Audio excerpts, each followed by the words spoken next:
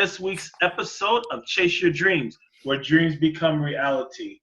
We have something very special for today's episode. We do.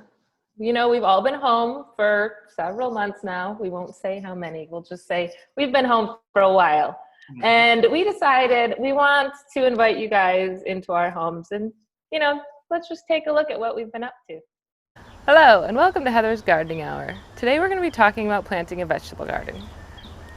There's many decisions to be made when planting your own garden. The first decision should be, what kind of vegetables do you want to plant? What vegetables do you like most? And what vegetables grow the best in the area that you live in. You can easily research what plants grow best in your area online. After you decide what you're going to grow, you next decide, do I want to grow them from seed, or do I want to go to a gardening store and get a starter plant? Now, it's definitely a higher success rate when you buy a plant that has already been started and grown a few inches, but I feel like it's much more satisfying to plant from seeds. It's just fun to see them pop out of the ground. All the information that you need is on the back of your seed packets. It tells you how far apart the rows should be, how far apart individual plants should be, and how deep in the ground it should be. Also, it tells you, depending on what part of the country you're in, what months are best to plant these seeds in. So the second step is figuring out what space you're going to plant your garden in. Now, if you have a yard and you have space that you would like to use for garden, just go ahead and till up that soil. Just loosen it up, and then you're prepared. Now, if you don't have a space in the yard, or you'd prefer not to use a space in the yard, you can easily use a medium-sized pot for most garden vegetables.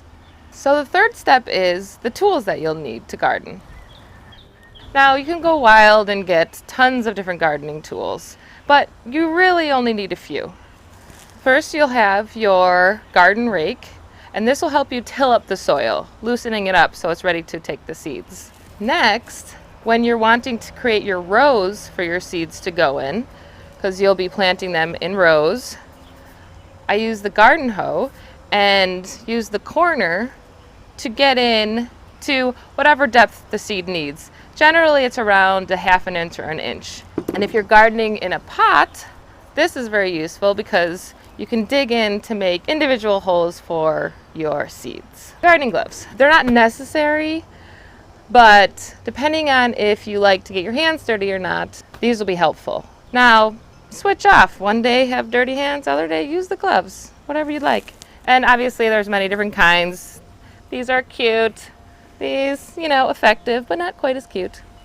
And then, because you will be on the ground, a knee pad. You will be in the dirt for many hours. This is very, very helpful.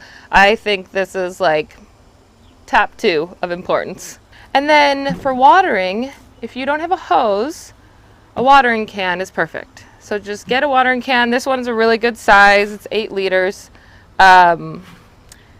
which equals 2 gallons. I haven't done any of that math in a while. And it has a fountain spout. Now if you have a hose, you can just use the hose, but a nice thing to have also is an attachment that basically creates the same rain function. It really spreads out the water. Rain is obviously the best for our plants, but we're not always going to get rain. The final thing that you need for gardening is your gardening ensemble. Now, I went full farmer. You do not have to go full farmer, but know that everything you're wearing is going to get dirty. So make sure you have some clothes that you're not too worried about. All right, let's get to that garden. Hello, and welcome to the backyard. So I chose the edge of the lawn here as the place where I'm going to have my garden. Reason being is it has great sun. Now that is pretty much the only thing that you should be concerned with when you're planting your garden as far as placement. Full sun, as much sun as the garden can get every day, all day. That's obviously dependent on the weather, but give yourself a better chance by having it in an area where the sun is hitting most of the day. One obstacle we will have is the shrubbery and trees. Now the trees we're not really going to do anything with, but as these shrubs and bushes continue to grow outward, we will take our clippers, we will pull it as far as we can and clip. you will do that until all the shade has been removed from your vegetable garden. The clippers obviously will take a long time, but one huge thing about gardening is patience. And I actually love that part of gardening. It takes a long time, it's a lot of work, but in the end, you get food. You are making your own food, and it just tastes a lot better that way.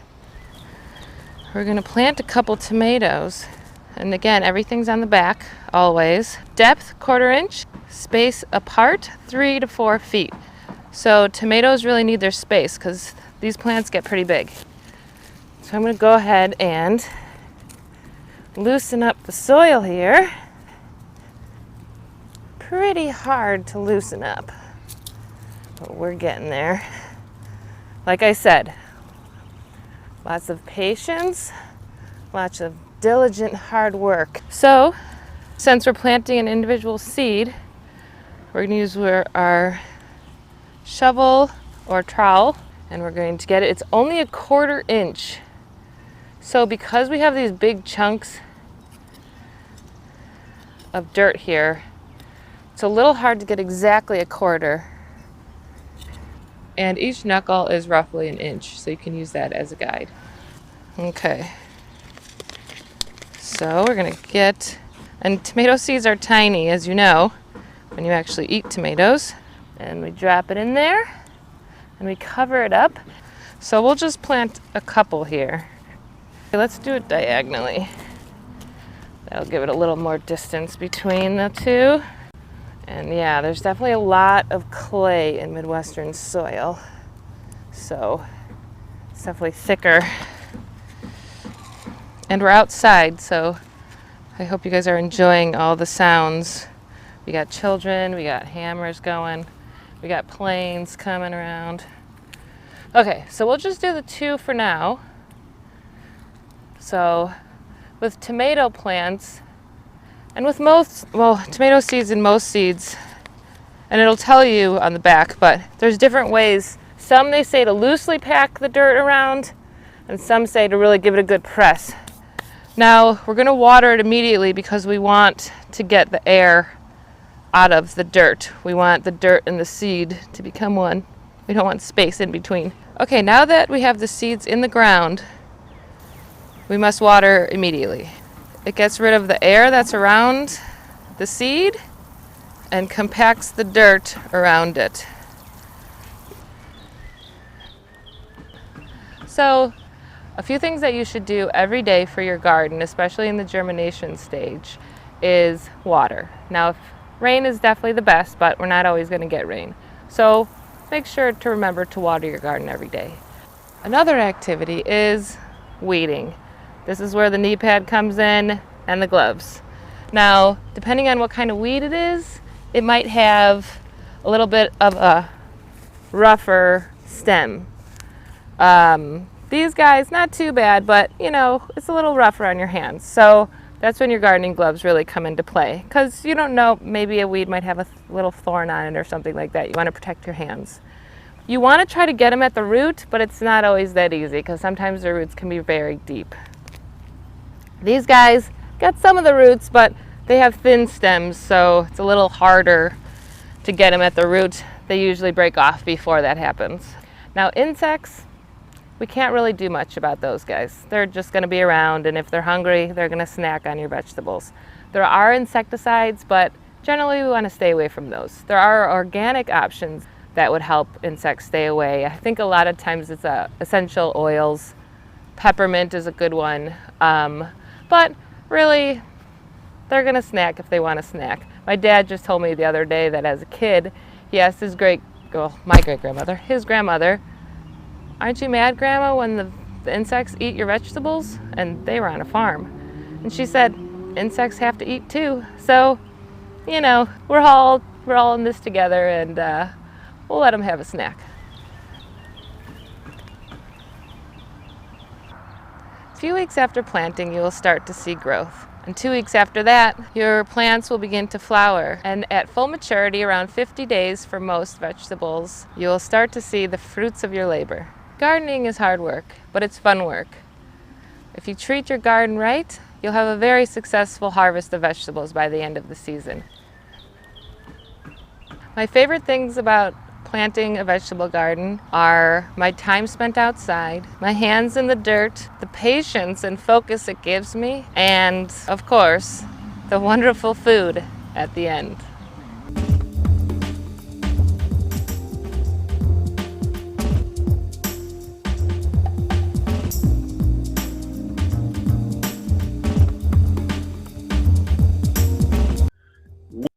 Welcome back, everyone.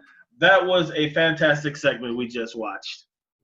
Oh, absolutely. As interesting as it was, it looked like a lot of work, personally. A lot. I feel It too is. much. It's a lot of work. There's sweats. Your clothes are dirty, But yeah, I'll have some food at the end. So I think that's worth it. Worth it. I tip my hat off to you because everything I've tried to plant has died, so I don't think I'm very good at it. One day. Well, you know what? I'm in the mood for something sweet. Yes. And our next segment is something that I think you can have year-round personally. Tell us about it, Kristen. So if you know me, you know I have the biggest sweet tooth. And again, cookies all year round. Now this is my Christmas cookie recipe that I make with my family every year. But yes, good all year round. All right. Well, without further ado, I think we should go ahead and take a look at these cookies. Mm-hmm. Today, we're in my kitchen, and I'm going to show you how to make powdered gnomies, also called snowballs. Now, they're actually one of my favorite Christmas cookies, but I'm going to be... Liar! Gingerbread man, what are you doing here? You're a liar. What? You told me I was your favorite Christmas cookie. Well, you are my favorite Christmas cookie. It's not Christmas, though. Well, And these cookies are good at any time of year. am I still your favorite Christmas cookie? You're always going to be my favorite Christmas cookie. Yay! So, what do you want to do? Oh, Do you want to be my cameraman? I could try.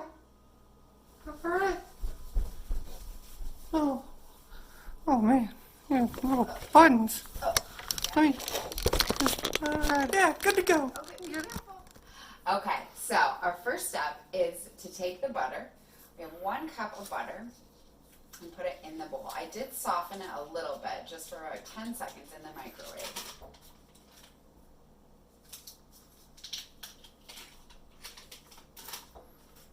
And then our next step is to take our regular granulated sugar, and we only need 1/3 of a cup. So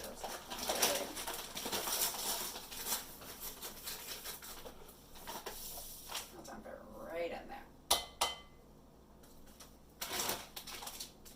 And then we take our chopped nuts. These are actually optional. I did buy them chopped and chop them a little more in the chopper, but you can crush them with a spoon or chop them with a knife or omit them entirely. Put those in there as well. And then you mix it all together.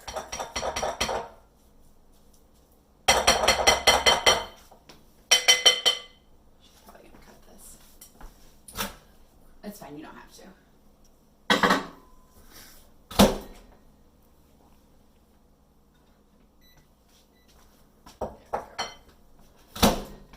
Okay, so I did pop this back in the microwave a little bit to soften the butter. Nothing smells better than sugar and butter. Okay, so we can go ahead and just set this aside for now. Next thing we do is take 1 2/3 cups flour.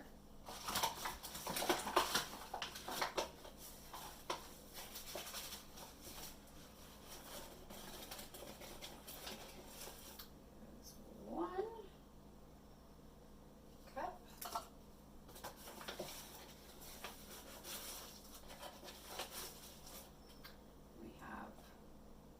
1/3. And 2/3 cups flour. And we take just a 1/4 teaspoon of salt. And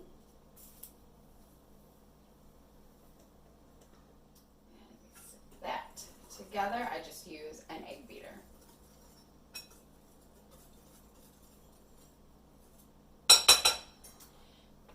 Next, we combine the two mixtures.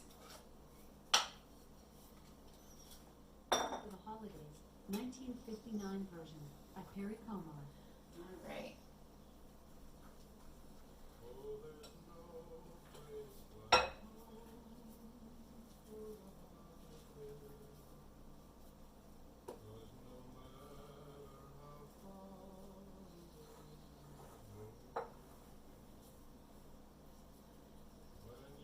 Again, this would be much easier with a hand beater.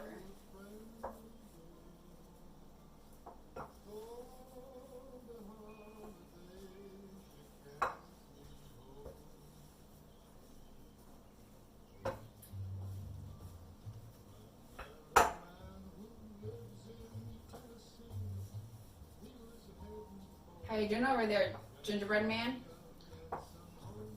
Pretty good. Really getting the hang of this. It's not my first rodeo. You've been a cameraman before? Yeah, it's been a while.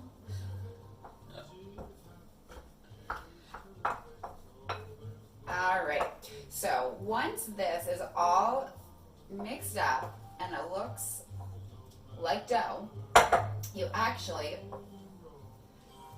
put it in the fridge for about 30 minutes. And the way I typically do it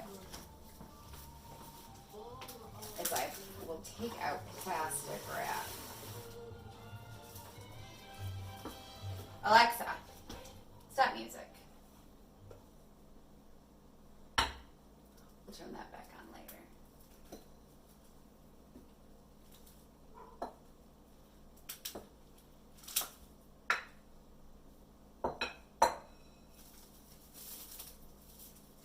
And I will just put it all together in one big saran wrapped ball.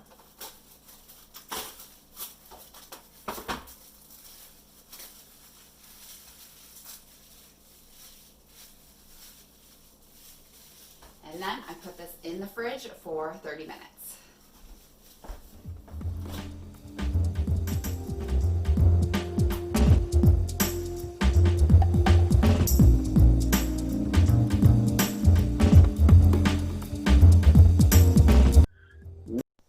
After we've chilled the dough in the fridge for 30 minutes, we're going to take piece by piece out and roll them into about 1-inch balls.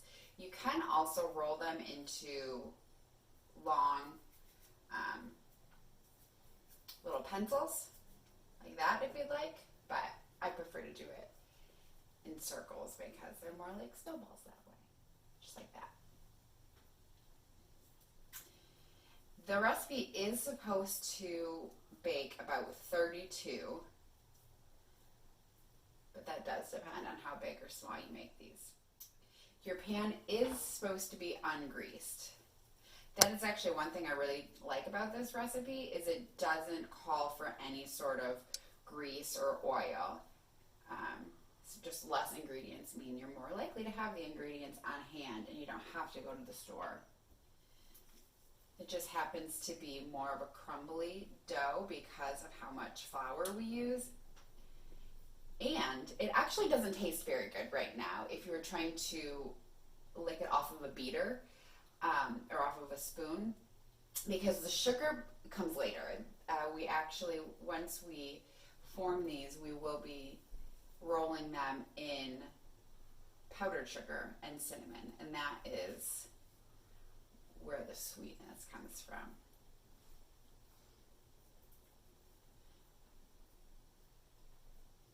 All right.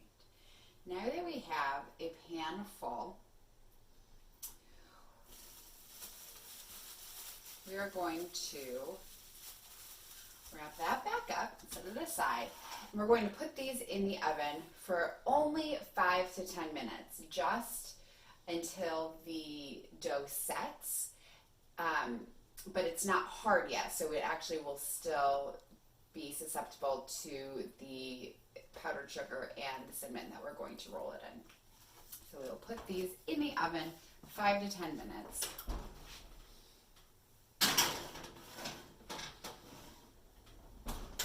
Alexa, set timer for 5 minutes. 5 minutes, starting now. Alexa, play Christmas music. Here's a station you might like.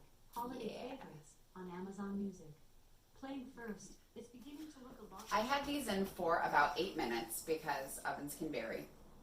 So you do want to check them a few times. You'll know when it's time to take them out because the bottoms will be slightly brown, but they will still be soft. So the next thing you'll want to do is mix together powdered sugar and cinnamon. And I've left these amounts totally open-ended because it's totally your preference. I ended up using probably almost a cup of powdered sugar and probably 3 tablespoons of cinnamon, but again, totally your preference. I don't have a flour sifter or a powdered sugar sifter, so I just whisk them together with an egg beater. And then you take them. They're a little bit warm. They're not too hot. And just roll them around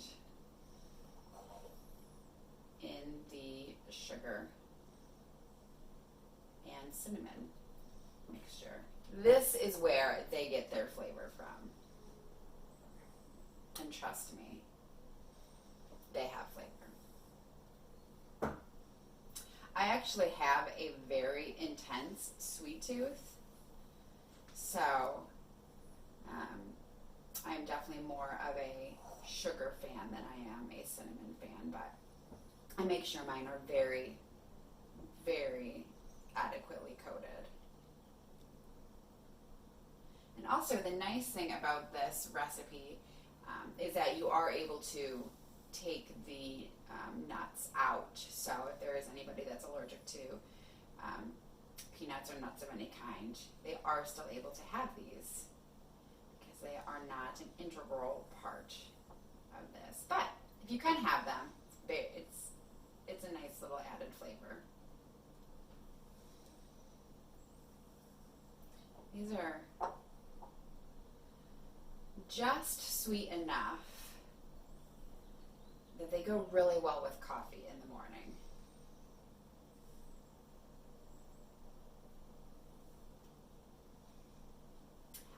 It's quarantine though, so you may also be drinking wine,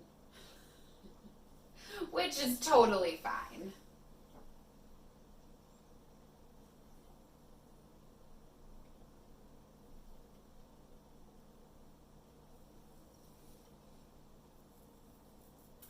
As you can see, they are starting to look like little snowballs.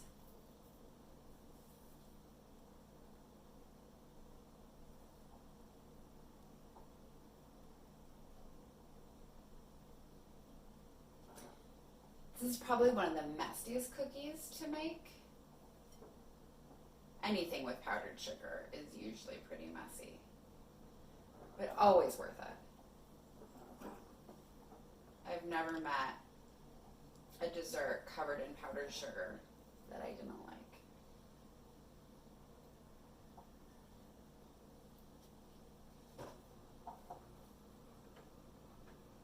This is a very unique cookie though, because it's not very often that you have to bake a cookie just until it sets and then take it out. So it's always a fun one to do every year because it's not something that you do very often.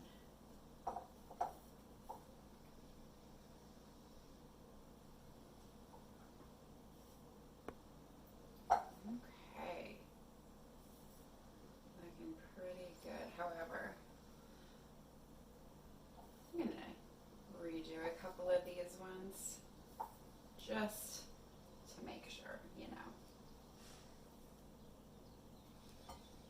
Oh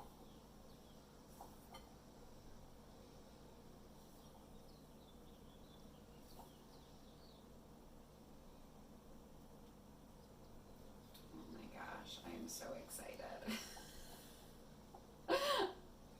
Probably too excited to eat these, honestly, but I haven't had these since Christmas. All right.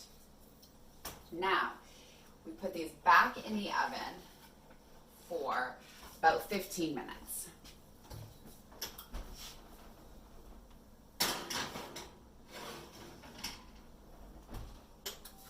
Alexa, set timer for 15 minutes. 15 minutes. Starting now. Okay, so they have been in the oven for about 16 minutes right now, and they smell so good.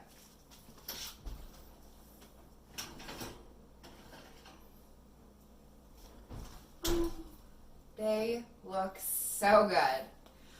We can't eat them yet. We have to let them cool down. They actually are still baking in the center. But we will let them cool for at least 5 minutes, then we will taste test.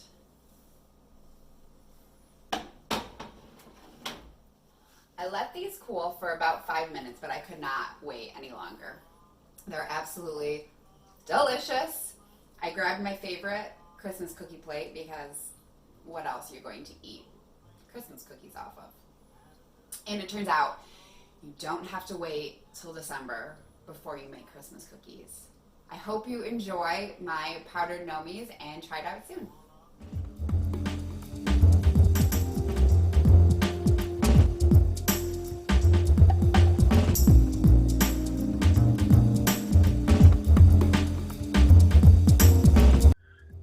Welcome back, everyone. Those were very, very delicious cookies, very easy to make. And I agree with you, Kristen. You can eat holiday cookies year-round. I don't care, you know. Yeah, I'm excited. Well, you know, I think that there's other meals you can eat at any time of the day. What do you guys think? Absolutely. Anything sweet, once again. Yes, up for suggestions always. Do you guys like French toast? Yes. Who doesn't? Oh, okay. You know, maybe a little French toast, some sausage, some eggs. You know. Oh. You could probably have that for dinner too, I'd imagine, right? A perfect nightcap. I like it. Well, I tell you what, I have a great treat for you. I am going to be fixing my famous French toast, and I'm going to be helped by my son, Kenny. Oh, So Nice. we are going to go through how to cook some French toast, and then because we're doing the Zoom presentation, we won't be able to taste it, but that's okay. We can imagine the taste. another time. It's going to happen. All right, everyone, stay tuned. We're about to go into our famous French toast. Today, I'm going to be cooking my dad's signature recipe for French toast. And also, I'm going to be showing you some nice sides to go with it, such as fried eggs, scrambled eggs, and also cooking some turkey sausage. So without further ado, let's get this started. So for this French toast recipe, you're going to need 4 eggs, half a cup of milk, 2 teaspoons of vanilla extract, and some ground cinnamon. So we're going to start off by combining all the eggs together. We always put our eggs in a separate bowl before we put it in the main bowl, just to make sure we don't get any shells in our final product.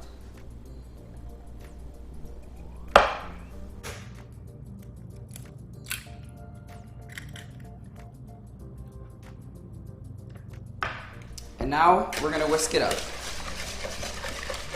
Next, we're going to be putting in half a cup of milk.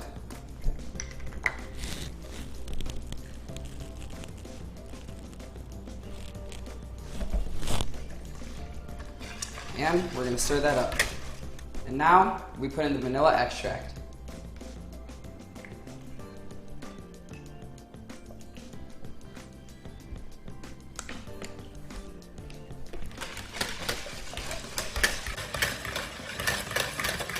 And now you're ready to put the French toast on. So to add some extra flavor, you're going to start off by sprinkling some ground cinnamon into the mixture.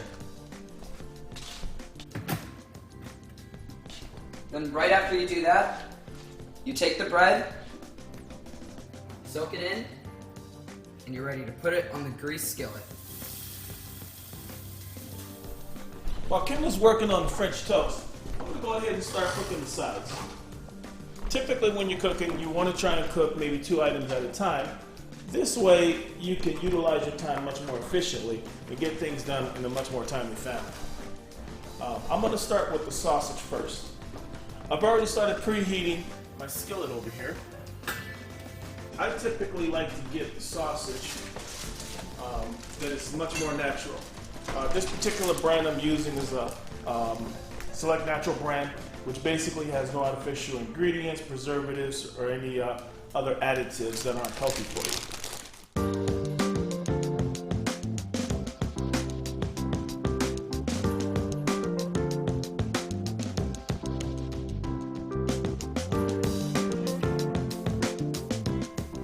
Now when cooking sausage, I tend to like my sausage basically maybe medium low to medium. You don't want it too high or too low. Hey Kendall, what temperature should they be cooking their French toast on your side? Personally, I say we should cook it at medium temperature. Start off by preheating it at low though, and then once you get started, you can turn it up to medium.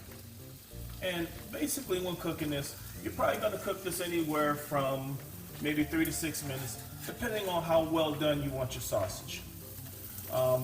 When you buy these type of sausage links, they're always pre-cooked, so pretty much you're just warming them up and just browning them to your particular preference. One trick you want to do while you're cooking, and this will save you so much time on the end, clean as you go. So basically, as your food's cooking, obviously you have to periodically check on it to make sure that it's cooking properly, not overcooking or undercooking, but also throw excess stuff away. If you're done with certain things, put them away and then wipe down. So this way when you're done cooking, it makes your life a lot easier and it's not a chore to clean up after cooking this great meal.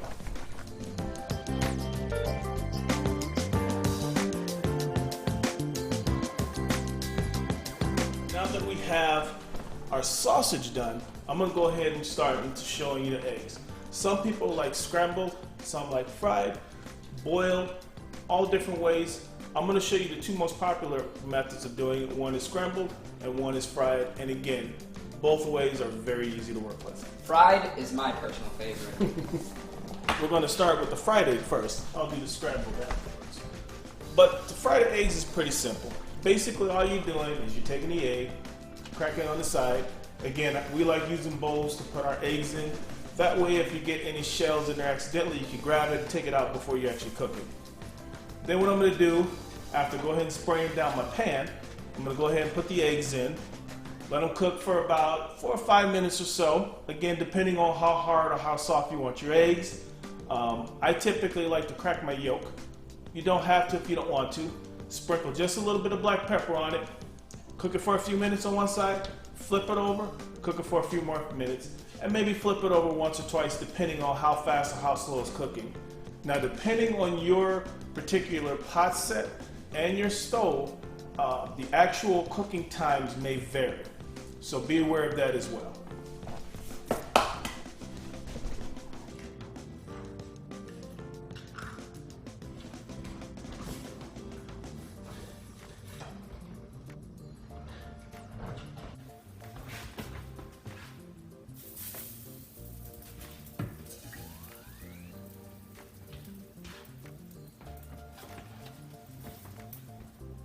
Now, a trick I've learned over time is when you're putting eggs into a pot or a pan, especially if you're doing fried eggs, what you want to do is you want to kind of let the membrane go in first, a little bit at a time, and then the yolk on top of that. Now, with my particular skillet, I'm only putting in 2 at a time, but if you have a larger skillet, you can put in up to 3 at a time. All depends on what you have to work with. Then what I'm going to do is I'm just gonna, here's a little trick, turn it like this, and what you want to do is just turn it horizontally and just tap it. That's the easiest way to have this come out. That way you don't have too much coming out at one time. Even if it's your very first time cooking and you're not that good, you're a little nervous, it's okay to make mistakes. You can recover and keep going. Again, we don't want to make this stressful. This should be fun. Okay, now we're going to move into how to make scrambled eggs. For scrambled eggs, it's very simple. All you basically need is a large enough bowl for the eggs that you're going to be cooking. Then whatever you're going to season it with. I tend to like a little bit of black pepper, keep it very simple. Word of warning is don't put too much seasoning into your eggs. One, it's unhealthy, it won't taste good. You want to go either simple with just black pepper or black pepper and one other ingredient that has a little bit of kick to it. We're just going to go ahead and we're going to break our eggs. And again, we like breaking over into bowls, so this way if there's any egg pieces that get into there, we can go ahead and take care of that right away.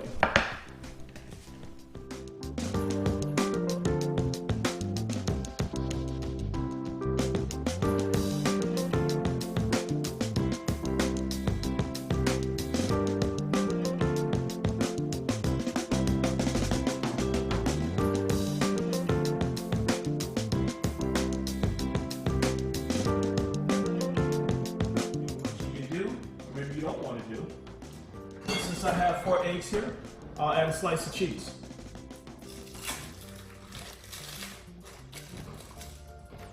This is something that will give it a little bit more flavor, and this is something that most people do have in their refrigerator.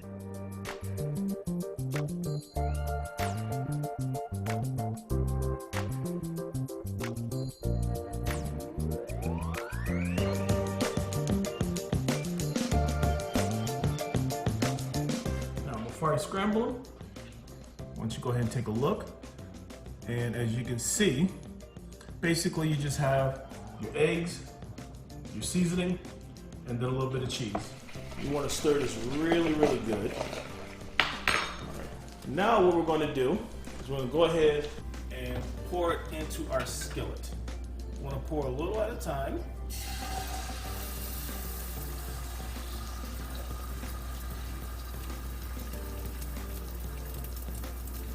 Typically for scrambled eggs, it's going to take anywhere from 3 to 6 minutes, depending on how hard or how soft you want your eggs cooked. Also, it's going to depend on the type of skillet that you're using, how long it's going to take, and how it cooks. Now, this is something that you can't walk away from. You always want to stand here and watch over this, because scrambled eggs can cook a little bit too fast if you're not paying attention. Now, the way you know it's time to turn is, as you can see, I got some bubbles coming up here a little bit. And it's starting to form on the edges. So I'm just going to move this over a little bit.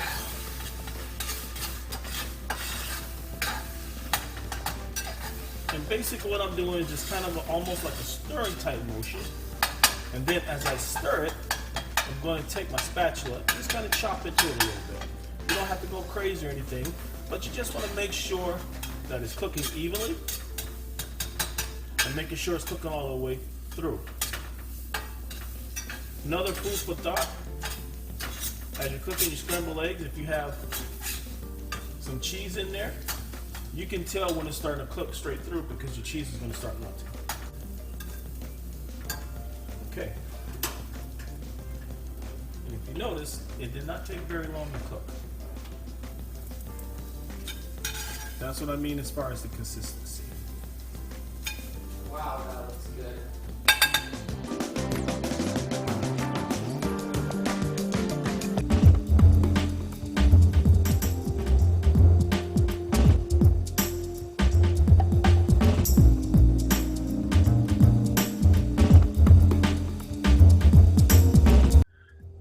Welcome back, everyone. I hope you guys enjoyed that great French toast recipe I shared with you. You're such a good cook. Yeah, I'm excited to try that one at home. Seriously. I thank you. And even the easiest, even the person who's scared, who can't even make hot dogs, can make this. It's so easy. It's perfect for me, you guys. Yes, you have a chance. No, actually, Just put a lot of syrup on it and you're good. Kristen, you're a good cook. I mean, those holiday cookies, you know. Oh, I can bake. I cannot cook. Well, we're all gonna have some great French toast tonight. Like There you go. I'm making this today. Well, I know a great way for us to bounce those calories off by dancing to the tunes of our next guest. Yeah. Oh, His name yeah. is Chill Pillz. He's on Spotify, on all different types of social media outlets. And what we're going to do is we're going to bring him on right after this break.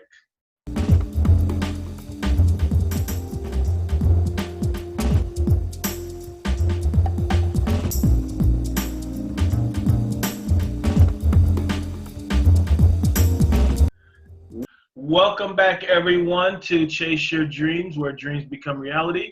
And we are here with Chill Pillz. Chill Pillz, Yeah. welcome to the show. Oh, thanks a lot. We appreciate you coming on board.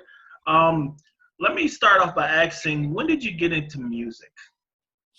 Oh, well, I've been playing piano for like my whole life. My mom was a amateur pianist. She put me in lessons since I was like 4, I think.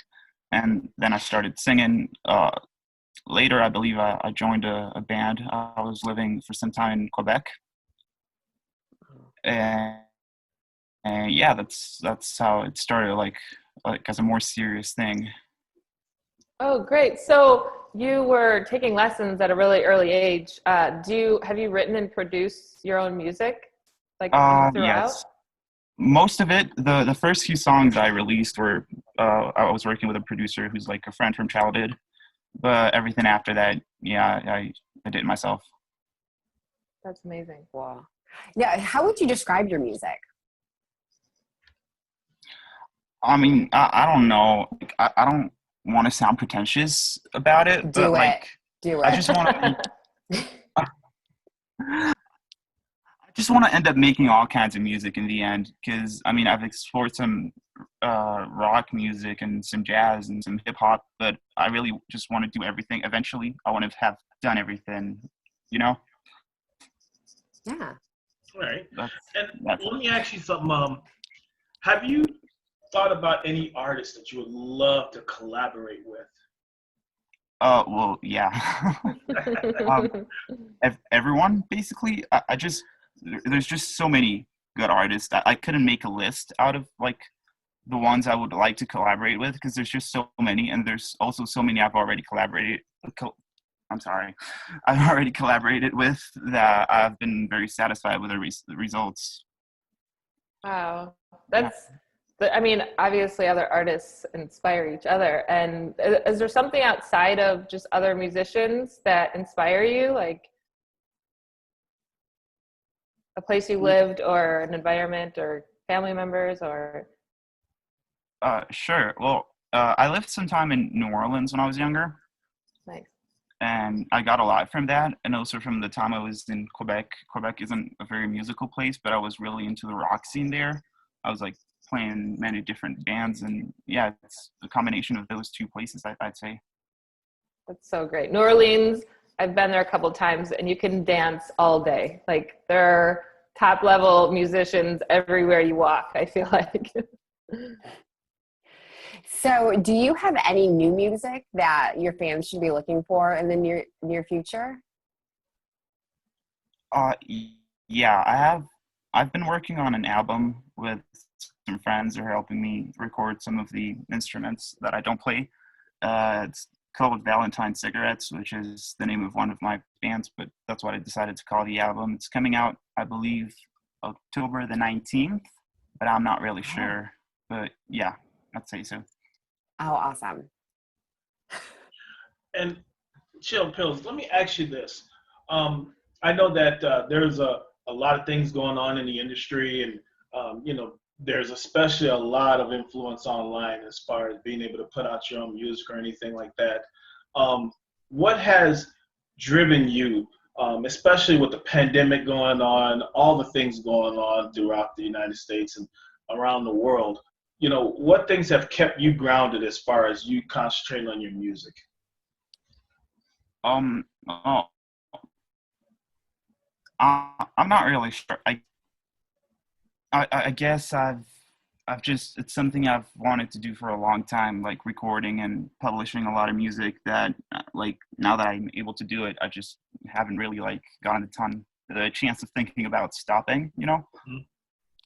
I just feel like I've got to keep going because, yeah. And it looks like you're in a studio space right now. Is this your home? Did you build something or did you go to a studio? No, this is my home. Oh, that's awesome. This is a studio I've been building with a friend of mine that is also in a band. And I mean, we've been building it, like, we haven't really been able to record much because of the pandemic, but every now and then he comes here and we record stuff. Yes. That's So you've great. said that you took piano lessons when you were younger. Yes. Do you have any other, like, formal training, or how do you know how to use the software that you use? Or, I mean, how have you learned all this? I don't have any for training. In a sense, during the time I was in Quebec, I was in the conservatory for music. So I have title for singing, but I'm not really good at it. But yeah, I consider myself a classically trained musician, I guess, but not really. I don't know. It's weird to explain. Would you It's say hard to that's explain been because very... what? No, sorry, go ahead. All right. Well, like, normally when you think of like a classical musician, you imagine someone like that's very good, like a virtuoso of sorts. But I wouldn't consider myself that. I think I definitely have classical training, but I wouldn't say I'm as good as someone you'd call a classical musician, you know? Would you say it's beneficial for musicians to have that training just to be a springboard to other styles? Oh, definitely. There's like a lot of classical music. Like, once you've learned classical music, you can basically do anything. Oh, But that's not to say, like, if you don't have a classical training, you can't be an amazing musician. Like, right. probably the best musicians I know have taught everything themselves, you know? How did you segue from being classically trained to what you do now? I mean, what you do now is like a whole vibe, like your photos, your clothes, I definitely investigated you. Not to be weird.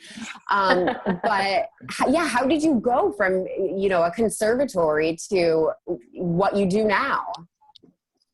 Well, I was invited. While I was in the conservatory, I had this friend. She sang in a band, and they had, like, their guitarist had recently quit. So she just invited me to play in the band, and I started, getting to know the scene and stuff, and I started getting interested in it. Awesome. Now, I see that there's drums in the background here. Now, do you play different instruments? Yeah. I'm not the best drummer, but I definitely play drums in some of my songs. Most of them, it's software drums. I don't play drums, but yeah, I play drums, guitar, bass, piano, and I sing. So cool. I would say piano because I'm not very good at the other instruments. Nice. You said piano is your favorite? Yeah, I'd say so. Awesome. Very nice. Very nice. And have you done any collaborations in the past with some friends or anyone else, or has everything all just been you up to this point? No, I've as I've said before, I've been in a lot of bands, and like recently with my Chill Pillz project, I've done a lot of features and stuff. And yeah, I always like to collaborate with other people. I always love bringing two different ideas together and making something new out of it. Now, So sorry, go ahead. Oh, I was going to say, it seems like you're, really successful. As far as your music career goes, what obstacles have you had to overcome to get here? Because this is not an easy industry. I don't know. I wouldn't say I'm part of the industry. I've done everything from home, and like, I would say I have some success, but like, I still want to keep ambitious. I don't really like to think about it as success, so I can, always want more. Mm-hmm. So yeah, but I don't really know much about the industry. That might be for the best, honestly. Yeah, I heard it's Just keep your head down and make music. Yeah. Nice. Do you enjoy playing out? I mean, obviously we can't now, but do you prefer one over the other, like posting stuff or actually being out live? Oh, well, I definitely prefer playing live. There's just like so much energy to it. It's just fun and meeting people and stuff. But I definitely enjoy recording and posting too. It's just different. Yeah. Well, I tell you, this was a great segment. I really appreciate you coming on the show. Before we go, tell us and our audience, how can they both follow you and also purchase your music? All right. Well, you can go on at I am Chill Pillz on Instagram. I'm on Spotify, and I think most major streaming services as Chill Pillz, and yeah, that's basically it.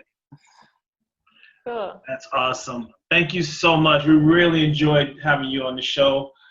Thank you for taking part out of your busy day to be with us. And we want to thank all of our guests that came onto the show. And we're going to go ahead and take a quick break, and we'll be right back.